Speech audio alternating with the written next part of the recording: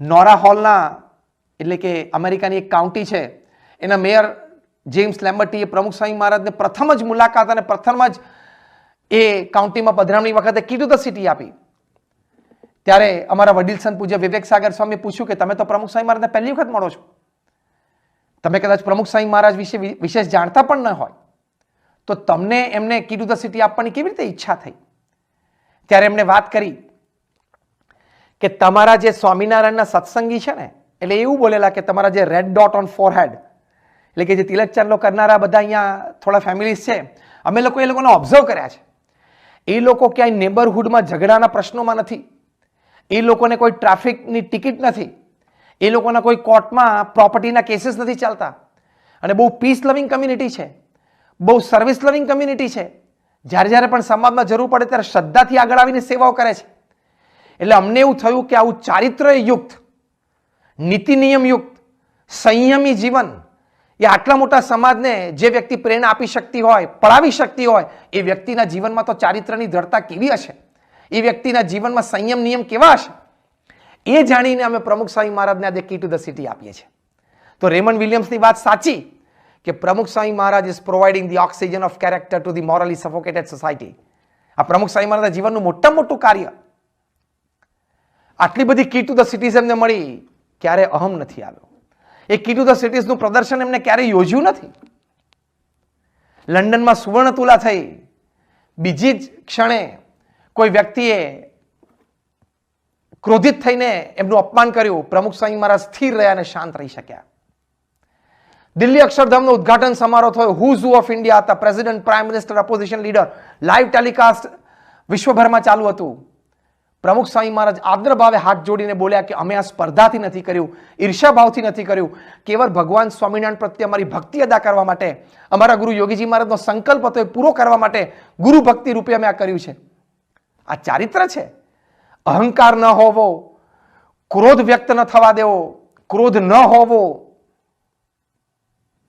આ ચારિત્ર છે. આવું ચારિત્ર જ્યારે દ્રઢ હોય, આવા સંયમ આપણા વિચારો અને આપણી ભાવના ઉપર આપણે હોય, ત્યારે ગતિ બહુ ઝડપી થતી હોય છે, ઊંચાઈ બહુ જલ્દી આવતી હોય છે, સફળતા પણ ખૂબ સારી મળતી હોય છે. So character is the free way to success. ચારિત્ર છે એ સફળતાનો રાજમાર્ગ છે. Again at the last you have everything: academics, talent, intelligence, experience, know-how, platforms, support systems, connectivity. But if you lose on character, you will be a loser. And on the other hand, બીજી બાજુ તમારી પાસે ચારિત્ર છે, character છે, સંયમ નિયમ છે, અને કદાચ તમારી પાસે આવડત, હોશિયારી, ભણતર કદાચ થોડુંક ઓછું હશે, તો પણ you will gain progress and success in life. ચોક્કસ પ્રગતિ પણ થશે અને સફળતા પણ પ્રાપ્ત થશે, અને એ સફળતાની સાથે સાથે સંતોષ અને શાંતિ પણ રહેશે. પ્રોગ્રેસ, પ્રગતિ પ્લસ સેટિસ્ફેક્શન પ્લસ પીસ એટલે સફળતા. એ રૂપી જે સફળતા છે એ ખાલી પુરુષાર્થથી નથી મળતી, એ ખાલી બુદ્ધિમત્તા અને આવડતથી નથી મળતી, એ ખાલી કળા કે સંબંધોથી નથી મળતી, એ ફક્ત ચારિત્રથી જ મળે છે. પ્રમુખ સ્વામી મહારાજનું જીવન તમે બહુ નજીકથી જોયું છે. પ્રમુખ સ્વામી મહારાજના જીવનમાં ચારિત્રની ખૂબ શુદ્ધિ હતી. પ્રમુખ સ્વામી મહારાજ ફક્ત 5 ધોરણ ભણેલા, પણ આવું વિશાળ કાર્ય વિશ્વ ફલક ઉપર કરી શક્યા. એમાંના મૂળભૂત કારણોનું એક મોટું કારણ એમના ચારિત્રની દ્રઢતા. અતિશય શુદ્ધ અને પવિત્ર જીવન હતું એમનું.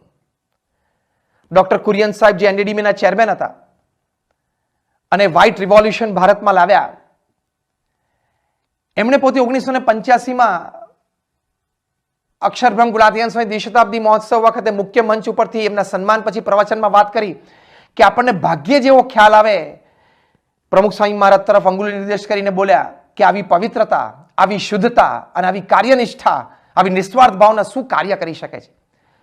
પછી પોતે બોલ્યા કે જ્યારે પ્રમુખ સ્વામી મહારાજના કાર્ય સામે જોઉં છું ત્યારે મને મારું કાર્ય બહુ વામણું દેખાય છે. બહુ પ્રામાણિકતાથી એમણે પોતાની જાતને વ્યક્ત કરેલી. પ્રમુખ સ્વામી મહારાજ એમના જીવનકાળ દરમિયાન 1400 થી પણ વધારે hospital, hostel, school, college, Sanskardham, મંદિરો, અક્ષરધામ બનાવ્યા. અમારા જેવા 1100 સંતોને દીક્ષા આપી. 55,000નો વોલેન્ટિયર ફોર્સ ઊભો કર્યો અને દુનિયાના 60 દેશોમાં 18,000 ગામડા અને શહેરોમાં ફર્યા, 3.5 લાખ ઘરોમાં પધરામણી કરી અને લોકોને નૈતિકતા, પ્રામાણિકતા, આધ્યાત્મિકતા શીખવાડી. મોટા મોટા ઉત્સવો ઉજવીને લોકોને ચારિત્ર્યની દ્રઢતા કરાવી. લોકો એમને પત્રો લખતા પોતાના વ્યક્તિગત પારિવારિક પ્રશ્નો માટે, વ્યવસાયિક પ્રશ્નો માટે. એવા 7.5 લાખ પત્રો એમણે વાંચ્યા અને ઉત્તર આપ્યો. એટલે પ્રમુખ સ્વામી મહારાજે એમના જીવનમાં ચારિત્ર્યની દ્રઢતા હતી તો આટલું મોટું કામ કરી શક્યા. 1400 થી પણ વધારે નાની મોટી સંસ્થાઓ સમાજની સેવામાં રત કરવી એ બહુ જ મોટી વાત કહેવાય.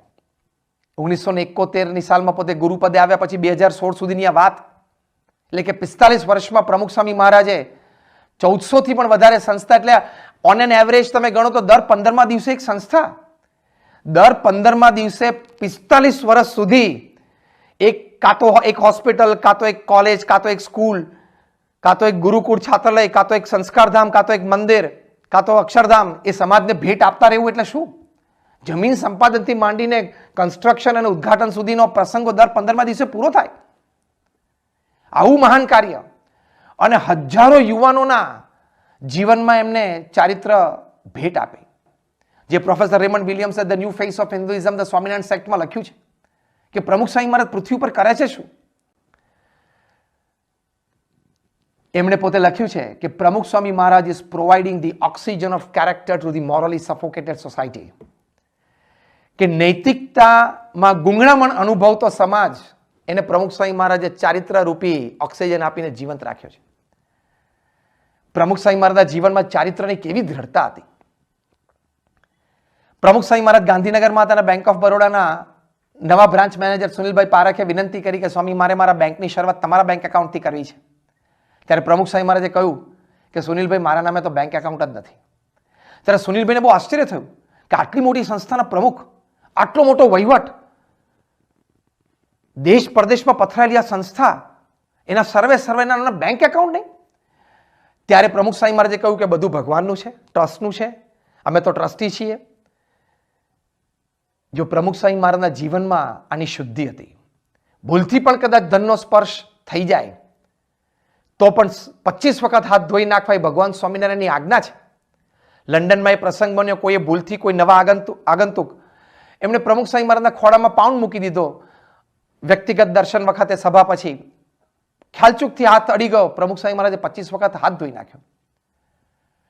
તો કેટલી બધી શુદ્ધતા, પવિત્રતા એમના જીવનમાં કહેવાય કે ભાઈ સાધુ છે અને ધનનો ત્યાગ છે, જે શાસ્ત્રોક્ત આજ્ઞા છે, ભગવાન સ્વામિનારાયણની આજ્ઞા છે, તે જીવનમાં પવિત્રતા હતી.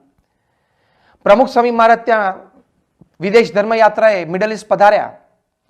ત્યાં શારજા હતા અને એ વખતે જૈનાચાર્ય પરમ પૂજ્ય પુષ્પરાજ મુનિજી એમનો સત્સંગ ત્યાં ચાલતો, તેમને ખબર પડી એટલે એમણે પ્રમુખ સ્વામી મહારાજને આમંત્રણ આપ્યું. પ્રમુખ સ્વામી મહારાજ ત્યાં પધાર્યા. સ્વામિનારાયણ સંપ્રદાયની રીતિ પ્રમાણે સભા વ્યવસ્થા થઈ. વળી કોકે પ્રશ્ન પૂછ્યો એટલે પુષ્પરાજ મુનિએ કહ્યું કે તમને પ્રમુખ સ્વામી મહારાજના દર્શન થાય છે ને એ જ મોટી વાત છે. આવા કળિયુગમાં આવા બ્રહ્મચારીના દર્શન થવા જ મોટી વાત છે. અને પછી પોતે કહ્યું, બાહેંધરી લેતા એમણે પોતે બાહેંધરી લીધી કે દુનિયાભરના બ્રહ્મચારીઓની લાઈન લગાડવામાં આવે તો મારી દ્રષ્ટિએ પહેલો નંબર પ્રમુખ સ્વામી મહારાજનો આવે. એમના જીવનમાં આ નિષ્કામ ધર્મની આવી દ્રઢતા છે. એવા અનેક પ્રસંગો આપણે જોયું છે. તો ભગવાન સ્વામિનારાયણે જે સંત માટે ધન અને સ્ત્રીના ત્યાગની વાત કરી છે એ પ્રમુખ સ્વામી મહારાજના જીવનમાં અણિશુદ્ધ હતી. આજે પરમ પૂજ્ય મહંત સ્વામી મહારાજના જીવનમાં અણિશુદ્ધ છે. એટલે જ આટલી મોટી સંસ્થાનું એ સફળ સંચાલન કરી શકે છે. આટલી મોટી સંસ્થા એ વિશ્વવ્યાપી એ બનાવી શકે છે અને આટલું બધું કાર્ય સમાજ સેવાનું, જીવન ઉત્કર્ષનું, અધ્યાત્મનું એ દેશ પરદેશમાં ચાલે છે.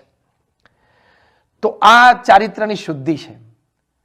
પ્રમુખ સ્વામી મહારાજે ચારિત્રની શુદ્ધિ સમાજને આપી.